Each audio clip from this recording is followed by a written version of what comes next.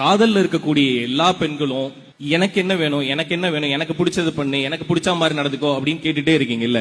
என்னைக்காவது ஒரு நாள் அந்த பையனை பார்த்து திரும்பி நின்னு உனக்கு என்ன வேணும், உனக்கு என்ன பிடிக்கும், உனக்கு பிடிச்ச மாதிரி நான் நடந்துக்கிறேன்னு சொல்லுங்க.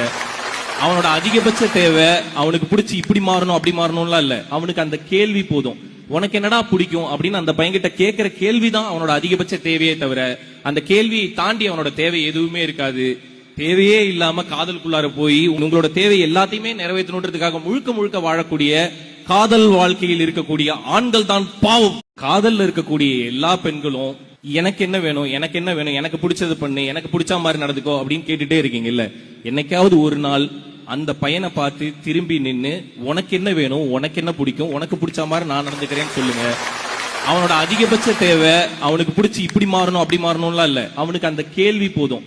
உனக்கு என்னடா பிடிக்கும் அப்படின்னு அந்த பையன்கிட்ட கேட்கிற கேள்விதான் அவனோட அதிகபட்ச தேவையே தவிர அந்த கேள்வியை தாண்டி அவனோட தேவை எதுவுமே இருக்காது.